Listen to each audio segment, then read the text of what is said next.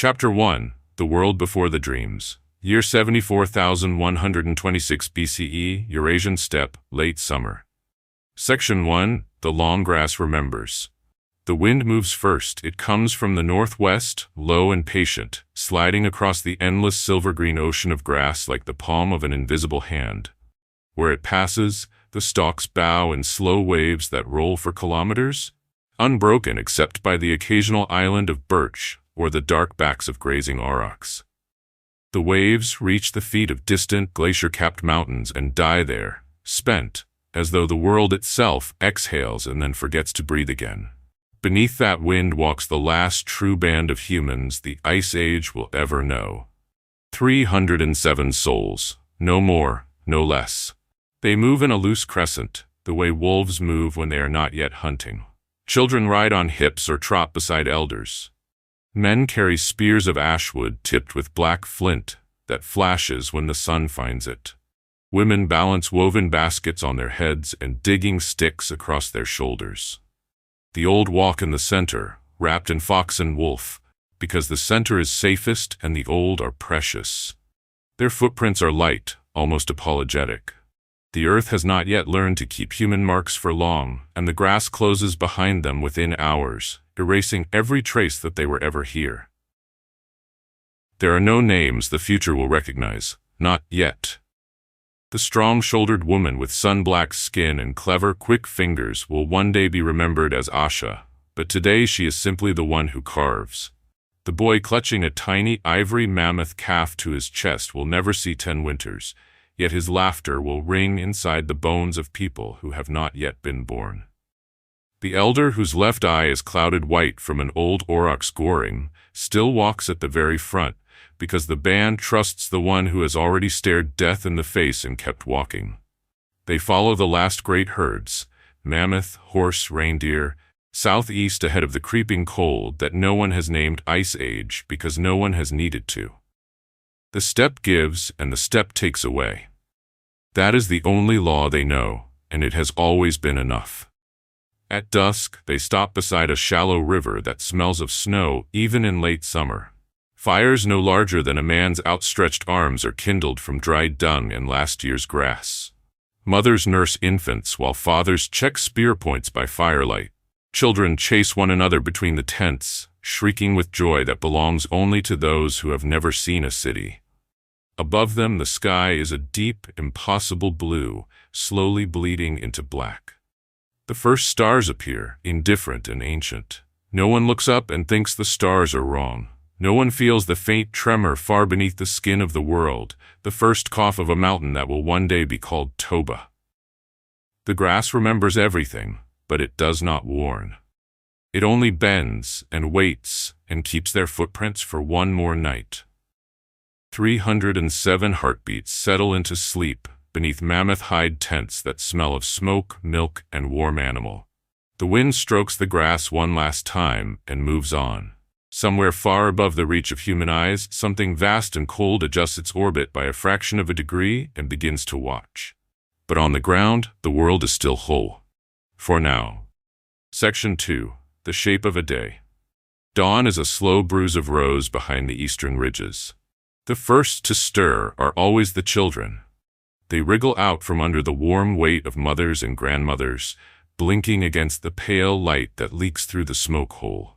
Their bare feet slap cold earth as they race to the river's edge to drink, returning with chins dripping and eyes bright. Mothers press them back to the breast, or push strips of dried horse meat into small mouths still soft from sleep. The meat has been chewed tender by the women the night before. Children have not yet grown the teeth to tear yesterday's kill. Smoke from last night's dung fire still hangs low, clinging to hair and hides like a second skin. It smells of fat and sweet grass and something faintly metallic that no one has a name for yet. Men rise next. They stretch, joints popping, and move to the edge of the camp where the spears stand in neat sheaves, points to the sky. Each man lifts his own, testing the balance, running a thumb along the flint edge to feel for chips. A good point is a life. A bad point is a grave. They speak little. The language of weapons is older than words. Women test the tension of sinew thread, bite off lengths, knot them around bone needles no longer than a finger. Their hands never stop moving, even while they nurse or scold or laugh. The old sit closest to the rekindled fires, feeding them the night's bones so the flames will be kind to the new day. They speak to the fire in soft clicks and throat sounds, half lullaby, half prayer. By the time the sun clears the grass, the band is moving. They walk in the same loose crescent. Children who tired yesterday now trot or ride on hips. Elders lean on digging sticks tipped with antler. No one hurries. Hurry belongs to animals that have forgotten how to wait. The steppe is wide, the herds are many, and the world has always had enough for those who listen. Mid-morning they pause beside a stand of willow to drink and let the smallest children sleep in the shade. A woman with a scar across her cheek, the one who carves, sits apart, legs crossed, working her ivory rectangle with tiny, patient clicks. Others glance at her and away again. Some things are older than conversation. At noon, the heat presses down like a great hand. The band seeks a hollow where the grass grows taller than a man and lies in its shade like a single animal. Infants nurse. Lovers slip away for the length of a heartbeat. Someone passes a water skin made from a horse's stomach. The water inside is warm and tastes of animal and river mud. It is perfect. In the long afternoon they walk again. The sun slants gold across the grass, turning every blade into a spear of light. Dust rises behind them in a thin red-gold cloud that settles almost at once. A boy of 6 winters rides on mother's hips, makes his tiny ivory mammoth dance against the sky, trunk raised in permanent joy. When the sun touches the western grass, they stop for the night. Fires are lit, meat is roasted. The old tell stories with hands and eyes and the occasional soft grunt. Children fall asleep mid-bite, carried to tents by fathers whose arms never seem to tire. The carving woman works by firelight, ivory dust rising like pale smoke. The boy curls around his doll, fist closed over curved tusks. Above them the sky deepens to indigo. The first stars appear. The day is done. It has been the same day like every day before it and every day that will come after until the 10th night. No one knows this yet. They only know the steppe is wide, the herds are many, and 307 hearts beat in steady, unhurried rhythm with the oldest song the world still remembers. The wind moves last now, stroking the tents, carrying the smell of smoke and milk and warm hides into the dark. Everything is still whole. Section 3. The language of hands and eyes. Words are rare things, gorded like the finest black flint. A sharp grunt followed by 2 fingers flicked toward the horizon means mammoth scent on the north wind. A low humming note that rises at the end, paired with a palm pressed flat to the earth, means water ahead, but watch for cave lion tracks. A sudden clap of hands over the heart means danger now, drop everything, run. Laughter is its own complete sentence, and no one ever needs to translate it. Most of what must be said is said without sound. An elder lifts his chin a finger's breadth, and the entire band shifts direction without breaking stride. A mother's eyebrow raised at her daughter stops gossip colder than any shout. When a hunter returns with blood on his spear but none on his body, the band presses foreheads to his in perfect silence longer than any song could last. During the long noon rest, an old woman with fingers knotted like willow roots draws in the dust with a charred stick. She makes 3 circles that become mammoths, then adds curved lines that become the sun's path, then 2 dots and a slash that become an aurochs charging. Children kneel around her, solemn. No one explains. The picture is the telling, and the telling is enough. At night they sit shoulder to shoulder around fires no larger than a man's outstretched arms. Hands speak across the flames, open palm rotated slowly. Peace, peace, we are safe tonight. Closed fist tap twice to the heart, equals sorrow. Someone is missing. Fingers laced and lifted high, gratitude for meat in the belly. 1 finger drawn across the throat, then pointed upward, equals cave lion on the ridge, do not sleep yet.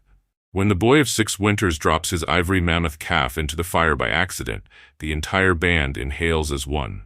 The child's face crumples. His mother cups his cheeks. presses her forehead to his, and makes the sign for still here, palmed flat over his heart, then over her own. An uncle fishes the doll out with a green stick. The ivory is only warm, not burned. The boy's tears turn to astonished laughter, and the laughter spreads until the dogs lift their heads and howl along. Later, when the fires are banked to dull red embers, lovers speak the oldest language of all. A woman traces slow circles on her man's chest with one finger. He answers by threading his fingers through hers and pressing them to his lips, throat, heart. No sound, none needed. The night is loud enough with grasshoppers and distant wolf song. Across the dying fire, the carving woman sits apart, bearing clicking softly against ivory. She pauses sometimes to watch the hands dancing in firelight, then returns to her solitary conversation with the tusk. The others let her be. Some knowledge is meant to be born alone. When the moon rises fat and yellow, the band sleeps curled together like wolves. Even in dreams, they speak without words. A mother's arm tightens around her child when the wind shifts. A hunter's fingers find his spear before his eyes open. The old woman with the charred stick dreams of circles within circles and wakes smiling, though she cannot say why. Above them, the stars keep their ancient silence. Below, 307 souls breathe in perfect wordless rhythm, a language older than any tongue, stronger than any law that will ever be carved on stone or ivory. It is enough. For now. Section 4. The Carving Woman. She is 24 summers, strong in the shoulders from throwing spears, quick in the fingers from sewing hides and twisting sinew. Her hair is black as wet flint, braided so tight against the wind that only a few strands ever escape to whip her cheeks. A thin scar crosses her left cheekbone. Wolf pup, 3 winters ago, a mistake neither she nor the pup ever repeated. When she laughs, which is rare, the scar whitens like lightning across dark sky. Every evening, while the band chews marrow and licks fat from fingers, she sits a little apart, legs folded beneath her, back straight as a spear shaft. In her lap rests a rectangle of mammoth ivory, the length of her forearm and the width of 2 hands. It came from the same tusk that gave the boy his tiny mammoth calf. The band remembers the day the old bull died, remembers how the tusk cracked clean when it hit the ground, remembers that the carving woman was the first to kneel and press her forehead to the warm ivory as though greeting an old friend. Now the ivory is smooth as river stone, pale as moonlit snow. She works it with a flint baron no longer than her thumb, sharp as a cave lion's fang. Each tap is soft, deliberate, patient. Tiny clicks rise like insects into the firelight. Ivory dust drifts down and settles on her bare thighs, pale against sun-black skin. She is making marks no one asked for and no one understands. A long curve like a river bend. A cluster of dots like stars seen through drifting cloud. A shape that might, if you tilt your head, become a hand reaching upward. Lines that cross and recross until they almost become something alive. She does not know what the marks mean, only that the ivory wants them, and that her blood runs warm when the baron bites. Sometimes the blade slips and a bead of red wells up. She lets it fall into the fresh groove, then presses her thumb hard so the ivory drinks. The blood darkens almost at once, sealing the cut like resin seals a wound in pine. The others watch from the corners of their eyes and do not disturb her. Children are pulled back when they try to creep closer. Even the dogs seem to understand that this fire is not for them. Across the flames, the boy with the mammoth calf doll watches her with huge winter sky eyes. He clutches his toy to his chest as though it might fly away if he blinks. Once he crawls close enough to lay his small hand on the edge of the ivory rectangle. She does not scold him. She only turns the tablet so he can see the newest line, 3 dots in a careful triangle, and touches the center dot with one blood-specked finger. The boy smiles, solemn and wondering, then returns to his mother's side and falls asleep, still smiling. Later, when the fires are low and the band sleeps shoulder to shoulder, she stays awake longest. She holds the ivory to the stars, turning it slowly so starlight slides along the grooves. Sometimes she hums 3 low notes that have no name yet until the ivory seems to hum back. No one asks what she is making. Some things are older than questions, older even than names. The wind moves gently around her, careful not to scatter the pale dust at her feet. Above her, unseen, something vast and cold records the heat bloom of her body and the faint electromagnetic whisper of thought and files it under anomaly, non-critical. She does not feel the watching. She only feels the ivory growing warmer under her palms, as though it remembers the living mammoth and is glad to be held again. When she finally sleeps, she sleeps with the tablet beneath her cheek and the bearing clenched in her fist like a promise. The marks wait for tomorrow. So does she. Section 5. The Boy and His Doll. He is 6 winters old, all scabs and elbows, knees permanently dusted red from crawling after grasshoppers. His eyes are the pale gray blue of a winter sky just before snow begins, and they never seem to blink enough. When he runs, his hair, black and coarse as a foal's mane, flies straight out behind him like a banner in wind no one else can feel. In his left fist, he carries the only treasure he has ever owned, a tiny mammoth calf, carved from the same tusk that gave the carving woman her tablet. The doll is no longer than his middle finger, trunk curled upward in permanent joy, legs splayed as though forever mid-step. The ivory has gone buttery from the constant warmth of small hands. The trunk is shiny from being rubbed against cheeks, lips, eyelids. At night he sleeps with it tucked beneath his tongue so no thief, human or spirit, can steal it while he dreams. When the band walks, he rides high on his mother's hip, one arm looped around her neck, the doll pressed to the sky. He makes it dance against passing clouds, trumpeting in a high, wordless voice that only he can hear the answer to. "Haru!" he calls, and the mammoth answers by swooping in great circles above the grass. Sometimes he leans so far back his mother has to tighten her grip, laughing low in her throat, and still the doll never falls. During the noon rest, he sets the mammoth on the ground and builds whole worlds around it. 3 pebbles become a herd. A twist of dry grass becomes a river the calf must cross. He lies on his belly, chin in the dust, and whispers secrets to the ivory in clicks and soft breath sounds only he understands. The doll never answers aloud, but the boy is certain it listens. Sometimes its trunk seems to curl a fraction tighter when he speaks of warm grass and endless milk. At dusk, when the band gathers around the small fires, he sits between his mother's knees and makes the mammoth march across her thigh, leaving faint, shiny trails on her skin. When stories are told with hands and firelight shadows, he holds the doll up so it can watch too.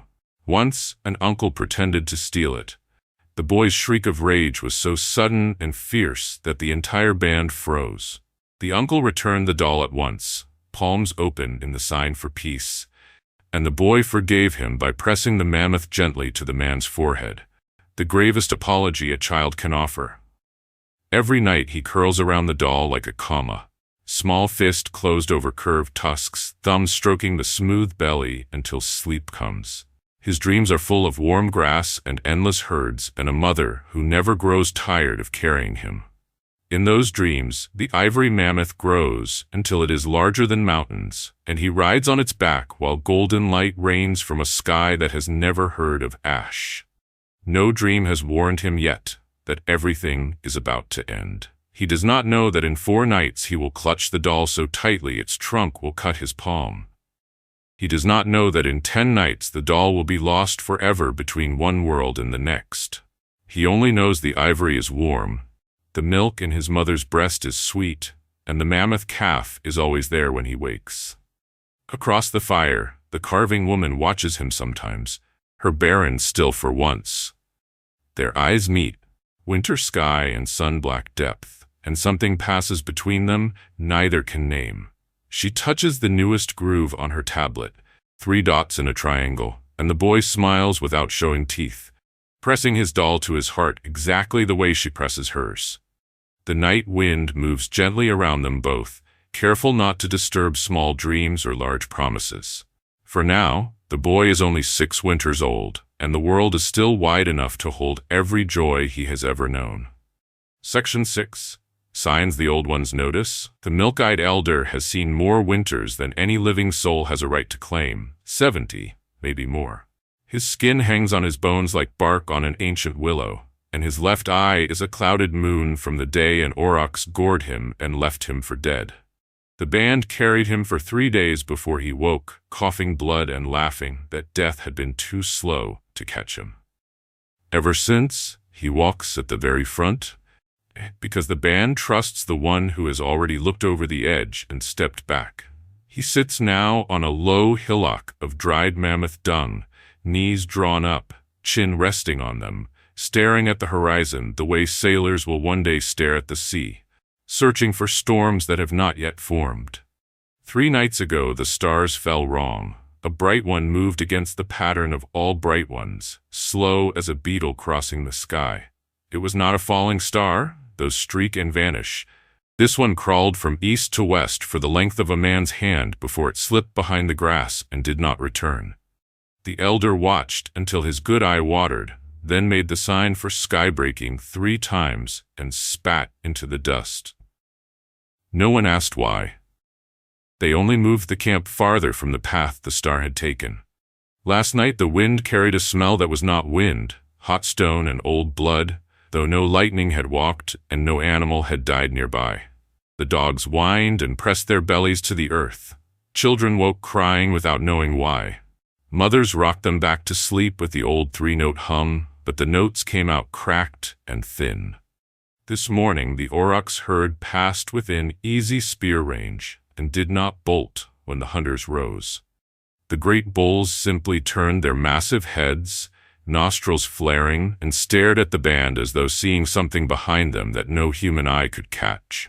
Then they walked on, slow and deliberate, leaving the grass trampled in perfect silence. The elder spat again and drew a circle around the wet spot with his thumb. He added a slash through the center, the sign for world wounded. Then wiped it away with his palm so the young ones would not see. Now he sits and rocks, humming a note that has no name yet, low and steady like distant thunder that never quite arrives. A young hunter approaches, hesitant, and crouches beside him. The boy, barely 15 summers, voice still cracking, makes the hand sign for question. The elder answers without turning his head, fingers spread wide, then closed into a fist pressed hard against the heart. Not yet. The boy swallows and retreats.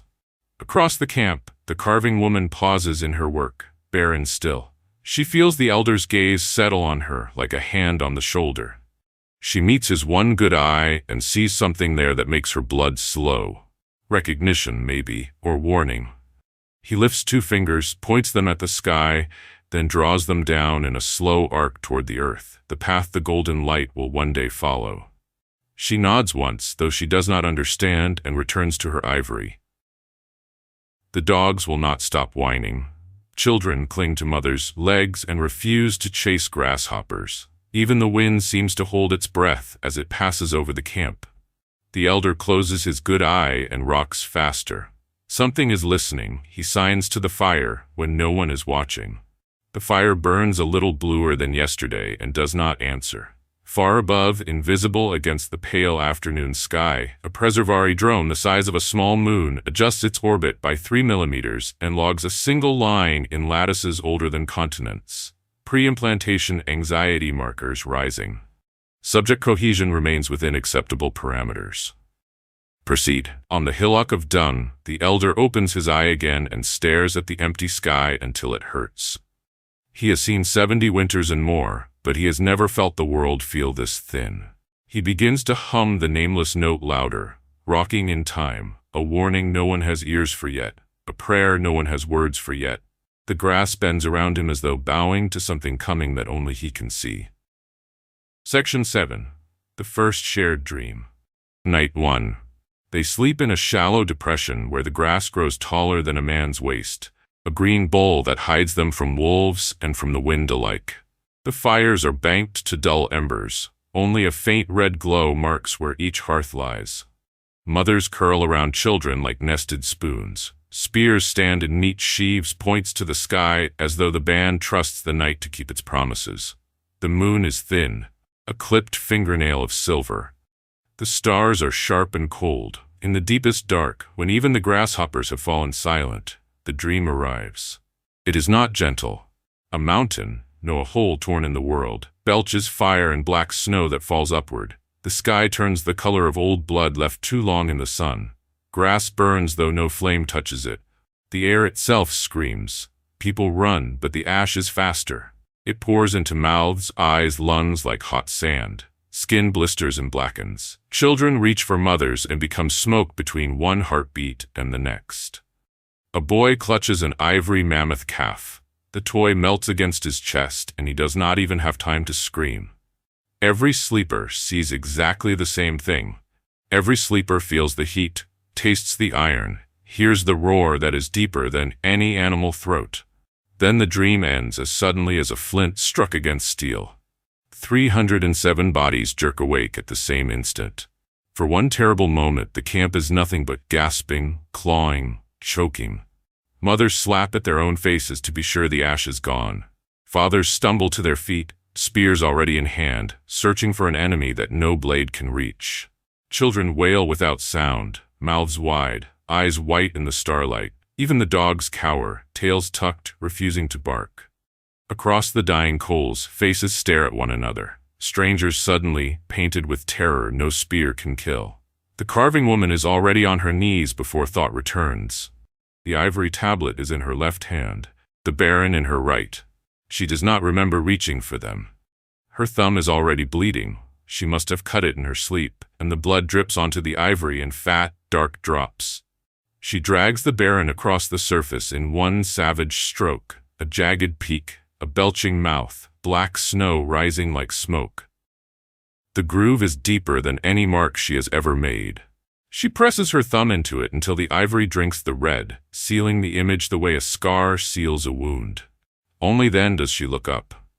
The milk-eyed elder is watching her, rocking slowly, his good eye wide and shining. He makes no sign. He only nods once, as though she has done exactly what the night demanded. No one speaks. There is no word yet for volcano. No word for apocalypse. No word for tomorrow that eats today. There is only the taste of ash on every tongue, the smell of burning hair in every nose, and the certain knowledge, bone deep, that the dream was not a dream. It was a memory from a place the world has not reached yet. A baby coughs, a small wet sound in the dark. Its mother presses it to her breast and rocks, rocking, humming the three notes that no longer comfort. The carving woman ties the tablet to her belt with a strip of rawhide. It knocks against her thigh when she finally lies down again, a small, hard heartbeat against her own. Somewhere far above, unseen and uncaring, the Preservari drone records. Phase 1 implantation successful. Subject cohesion, 94%. Emotional amplitude within predicted parameters. The narrower sin proceeds. On the steppe below, 307 humans lie awake until dawn, eyes open, listening to a mountain that has not yet spoken aloud. The wind returns near morning, colder now, carrying the first faint taste of ash that was not there yesterday. No one sleeps again.